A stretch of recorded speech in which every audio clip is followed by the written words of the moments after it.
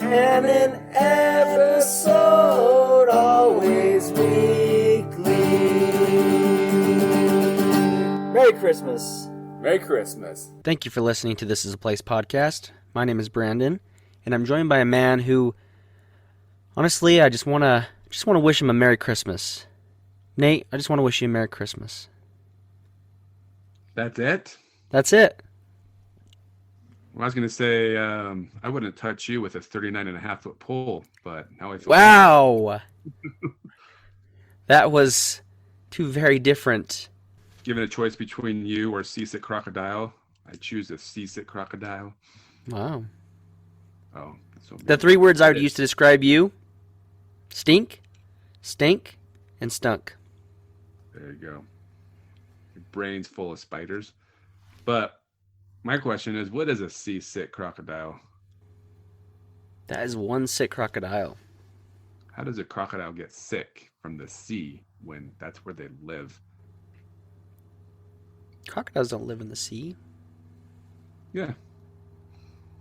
Crocodiles, aren't they saltwater and alligators are freshwater? I don't know. Oh yeah, I have no idea. They're both the same thing to me. I've seen an alligator up close in Florida one time. That's scary. Every time I went, I looked everywhere for an alligator. We finally found one. Those things are the reason why my wife does not want to ever go to Florida. Really? Yeah, she's terrified. Well, imagine you met a seasick one. Well, that's a crocodile. There's more alligators in Florida than crocodiles. Okay, fair point. Alligators are very skittish. They're like deer, where crocodiles are more aggressive. Is my understanding from the folks down in Florida. Here we are. Here we are. Well, I wished you a Merry Christmas, and I'll say Merry Christmas to everyone else, because this is our Christmas week episode. Yeah, Christmas is just a few days away. Are you ready?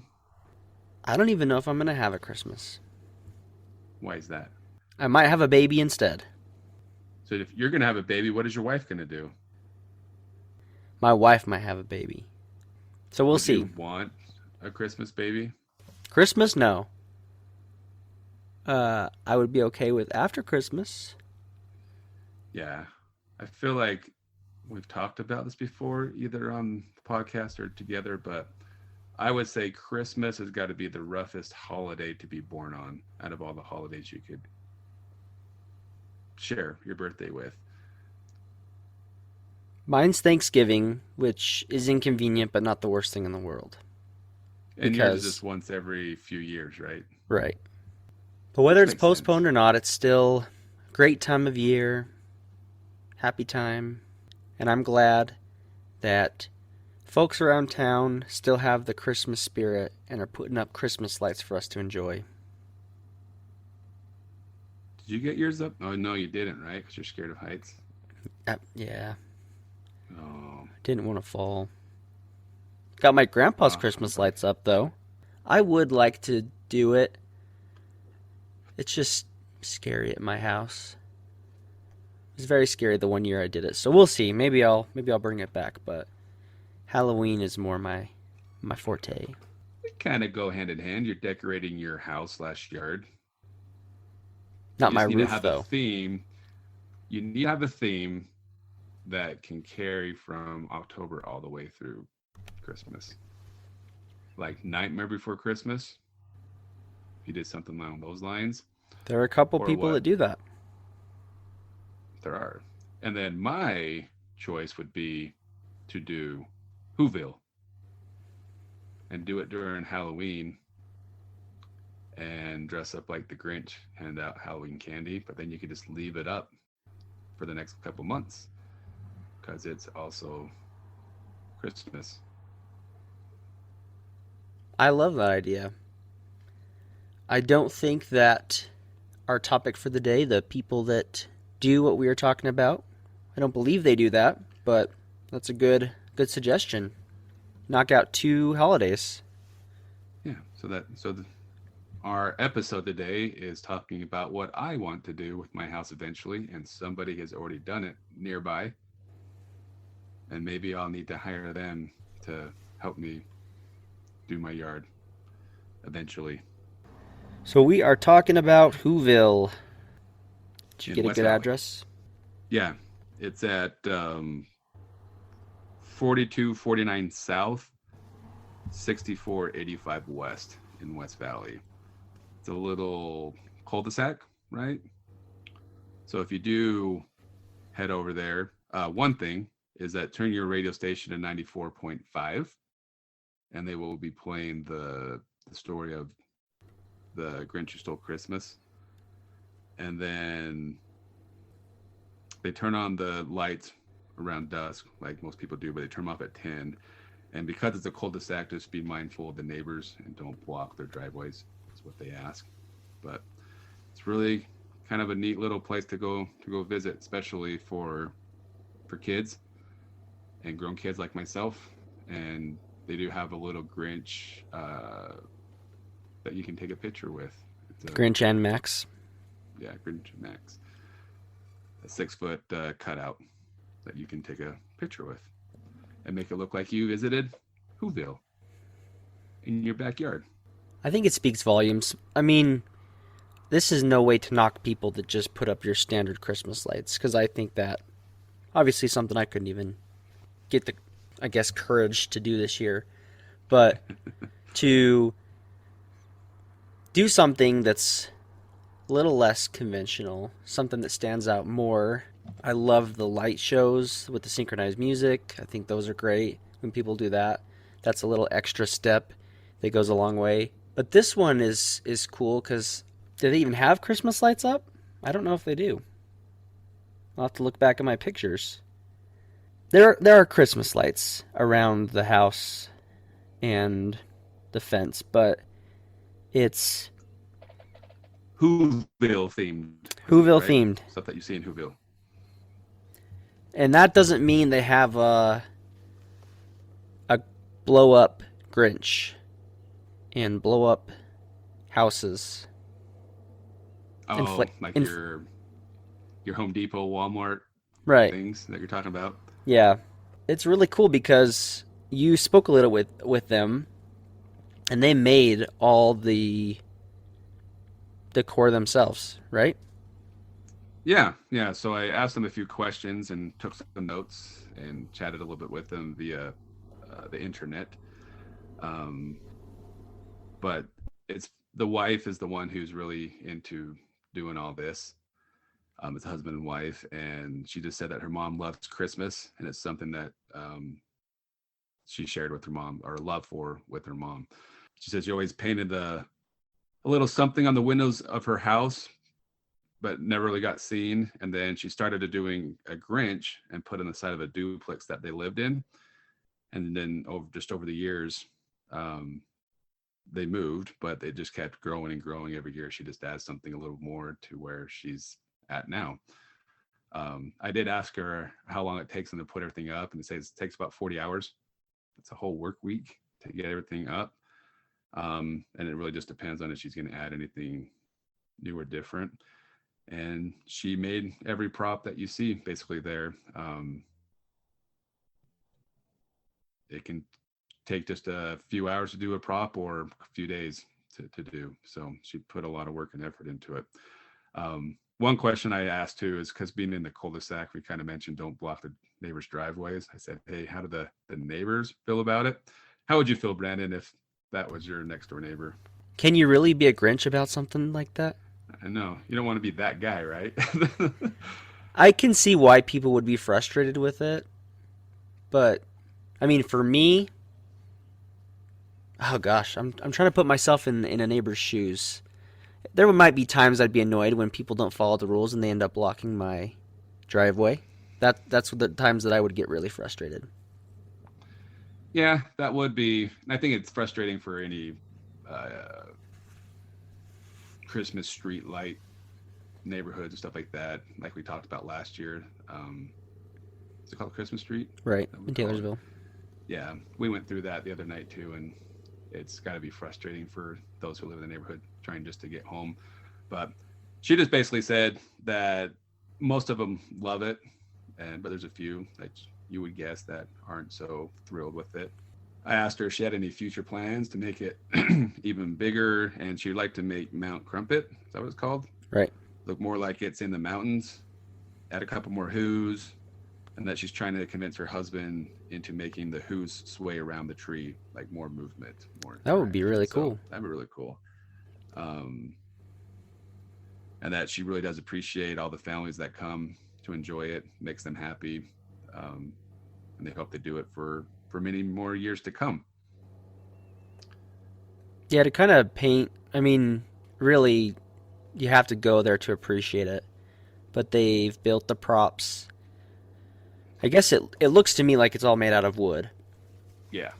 And they've turned their house into like a Who house, and they've got, like you mentioned, the Who's standing around the Christmas tree.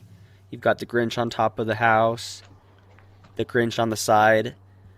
I don't know if this was new this year, but I haven't noticed it in probably the last 3 years I've been going, that you have the Grinch's house in the back, the far corner, so you can see it off to the side.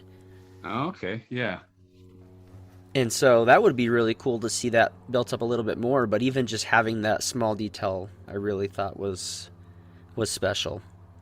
Yeah, there's a lot of detail put in, or effort and detail put into it.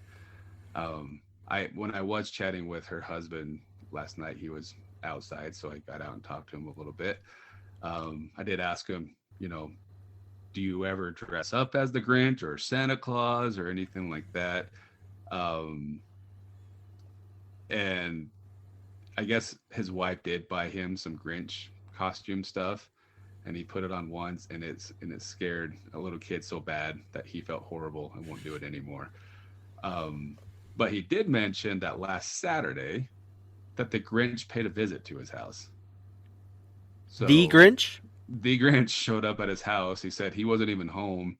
They both weren't home, and that the Grinch went and waved to their, security cameras and said hi that way and took off. So the Grinch does know where Whoville is in West Valley. They better tighten up that security for Christmas. Be careful. Hope he's not still in Utah and he's going to try to steal Christmas. Oh, well, he's still at the Valley Fair Mall. I wonder if that's the one that stopped by. Wait, there's only one Grinch, right? So it probably was. One Santa Claus, one Grinch. Kind of the yin and yang. Yeah, so if you're out looking at Christmas street lights or whatever you do, there's a map, I think, that you can get off of KSL that will show you like all the different Christmas homes you can go visit. This one's not too far away from Miracle Street or Miracle Cove. Miracle Cove. Not too far from Usana. At least that's how I got there. Sure. Yeah, I guess it's all relative. Depending on where you're coming from. What do you mean by close? Yeah, so Miracle Cove, I think, is basically the east side of Magna. And then this one's just on the border of Magna and West Valley, Whoville. So that's what we've been doing the last few years. We'll usually go hit the Whoville and Miracle Street the same night. Make a night of it, but maybe next year we'll talk about Miracle Cove. Maybe. So stay tuned. And maybe Hold on. we could talk more about the Grinch next year because I am the Grinch. But go check out Whoville and the other places we've recommended. So there's a few Grinch movies out there. Which one's your favorite? Do you like the classic Grinch? The cartoon? Well, I guess there's two cartoons. There's a computer animated one, the original one. There's the Jim Carrey one. And then not too long ago, a few years ago, they did one of those live musical Grinch. Oh, I didn't know about the live musical. We have watched the Benedict Cumberbatch Grinch a couple of times. So that one, I think that one's pretty good. It's enjoyable. But there's something about that I think because of the age I was when it came out, I love the Jim Carrey Grinch. Yeah, I would definitely say the Jim Carrey one's my favorite. So when the kids want to watch a Christmas movie outside of Christmas Vacation, I think that's one of my go-tos. But the original's great too. It's not that long. It's the original story, and that one's a good one. So I think all the Grinch stories are pretty good. The only thing I don't like about actually, never mind. I won't say that. Because I think both the Jim Carrey and the newer one from 2019 or whenever it came out, they both create their own kind of stories. Yeah, I feel like the new one kind of got off the path of the original one more than the others. Yeah. And now you got another Grinch activity in West Valley to go check out. Make that your favorite Grinch. So they want to get to know me, do they? Max, fetch me my cloak. A clock. I've been much too tolerant of these juvenile delinquents and their innocent victimless pranks. So you want to get to know me, do they?